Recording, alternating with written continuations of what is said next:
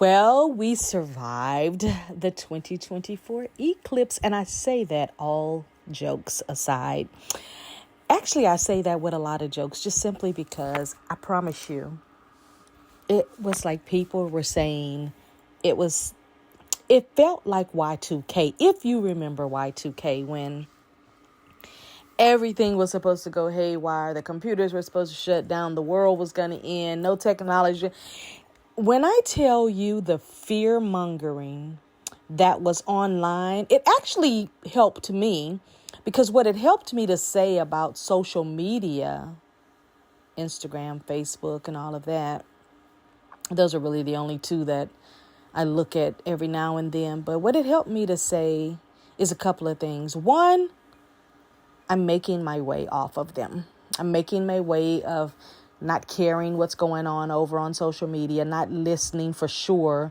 I've already deleted so many people that I just don't trust anything they say and don't want to really hear anything they say. So I go through my page at least once a week and get rid of about 10 or 15 people, especially people who are not engaging in the material that I'm looking at or posting or whatever, because I like to post good news and happy things and wonderful possibilities and opportunities and things like that.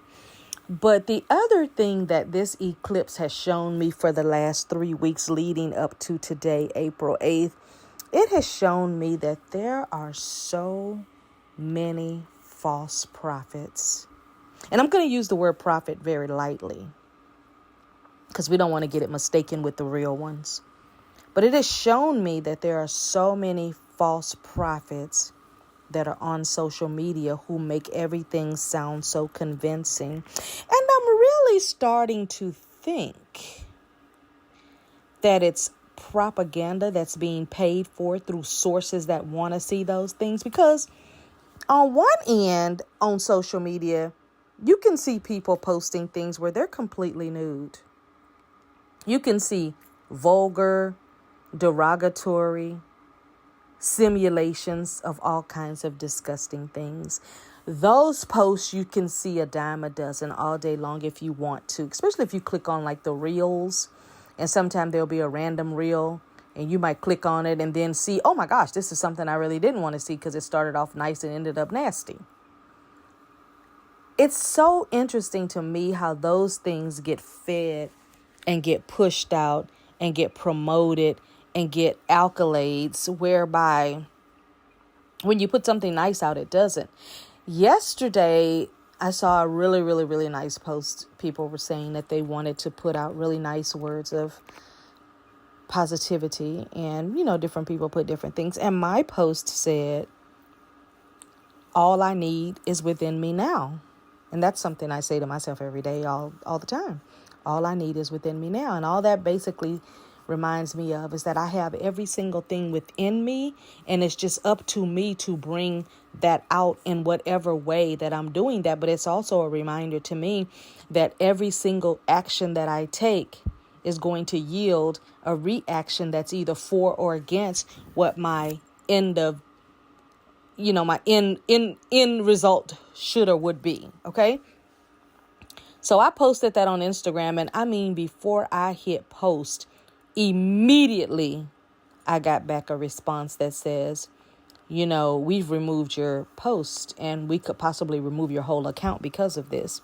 So I posted on Instagram just to let everybody know that I've kind of made friends with, or, follow or whatever over there. I just said, I'm so glad that this was posted because it's helping me to remove myself from being on social media. And then today I was sitting at my desk working, and something popped in my head, and it said, what a great way for the powers that be on social media to silence those of us who know that we know that we know that we know. And those of us who know right from wrong, and those of us who are in the world but not of the world, those of us who can see through the bull, those of us who can just tell the fear mongering before it even leaves the mouths of these false prophets, those of us who can piece things together See, that's the one good thing that they taught us in elementary, is how to piece things together and to know which puzzles go with the right pieces. What I mean by that is this. When Y2K was coming, they were warning and warning and warning, and there was so much fear mongering. People were just almost like ready to just leave the earth because they just didn't know if they'd be able to handle themselves. I feel like this particular fear mongering was really hinted at those who spend most of their lives just sitting on Instagram and Facebook, TikTok, and all these other places. I think it was a test run, kind of like with AT&T phone services going out. Like, I feel like that was a test just to see how the citizens are going to react once something they've gotten used to is removed from them. How will they respond? Will they go into a panic? Because clearly, if you were affected by AT&T, you going up to the AT&T store, hollering and screaming and being rude to someone who just works there, has no stake in the company, probably don't know their boss name, has never been to an investor meeting, don't know who the board members are, don't know who the shareholders are, probably don't even know where the headquarters is located. What was that going to do for you when you could have taken that same action, called your 1-800 customer service number and spoken to someone in that call center? It's the same. The store person is the same as the call center person. They all just have a job. Okay. And they treat it absolutely like they just have a job. So I feel like the fear mongering that came along with this eclipse, I really hope that the next eclipse, that this does not happen to people. And if it does, just remember what I said. Is that fear mongering matching what you just saw? Like literally you just saw it. I'm going to tell you 3 things. I heard thousands, but I'm going to tell you 3 things that I heard that was just so fear mongerish. And it was like over and over and over. The same people on Instagram, the same people coming with more and more and more fear mongering. And today they should feel like absolute fools. But I'm going to tell you, I won't be looking at their reels anymore. I won't be trusting nothing they have to say. I won't be following them. I won't even be allowing them to follow me. That's how serious I am about it. But listen, the solar eclipse is going to take out everything, and we're going to be in 3 days of darkness. That was number 1. Okay.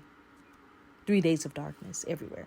3 days of darkness everywhere. 3 days of dark. And then they added an even longer and even longer. Then there's some news guy on Fox. I'm sure it was a Freudian slip or something, but he said, oh my goodness, they just had the earthquake in New York and now we're getting ready for an eclipse earthquake. Listening ears heard the 2 words put together, and they had folks in California on notice because somebody went on Alexa or whatever those things are people put in their house that spies on every word they say, and said, Alexa, when is the next earthquake going to be? And they said, oh, the next major earthquake is going to be a 9.8 Richter scale for California on April the 8th. You know how that made the folks in California feel? Matter of fact, I didn't repeat this prior to me speaking about this after the fact. I did not repeat this to any of my friends in California. Now listen, if an earthquake had happened, okay, but you don't put fear in people. If all the scientists and seismic people and all of those folks didn't announce it, who are these fear mongers on Instagram, pseudo fake science people? Who are they to announce something so horrible? And then the third thing was, oh my gosh, the solar eclipse is going to take out everybody's internet for months and months and months. Could be 6 months to 2 years. It's going to take out everybody's cell phone for 6 months to 2 years. It was like, okay, let's put them in so much fear and see how they react. And I'm going to tell you, I'm so sick of it. It's so annoying. You heard people saying things like, well, on April 8th, since the world is going to end, well, on April 8th, we can't do nothing because of this. Well, on April 8th, there's no schools open. On April 8th, ain't no businesses open. That's a lie. I was at my mechanic shop this morning. I went to the grocery store this morning. I went everywhere that I needed to go today. No, I did not go outside and just stare at the eclipse. It was literally a 4-minute event. captured what I could capture for you. And it was nothing different than what has happened before. I'm not saying that something couldn't have. Before I let you go, the most crazy thing that I heard 1,000 times or more in the last 3 weeks from 5 of the most people on Instagram. Your souls and energies are going to ascend into a different realm because the earth is going to split into 2 and there are going to be some that are going to be left behind. And that could be true because we do get rid of people out of our lives that are not, really elevating themselves. But we've been getting rid of people who are not elevating themselves or using their best potential. What was so different about today? I will no longer be listening to those folks, not even for the fun of it. I won't be repeating anything they say for the curiosity or conversation of it. But the most important thing I learned, as I continue to learn every day, I know who the false prophets are. Again and again and again and again and again. That's my show for today. Bye.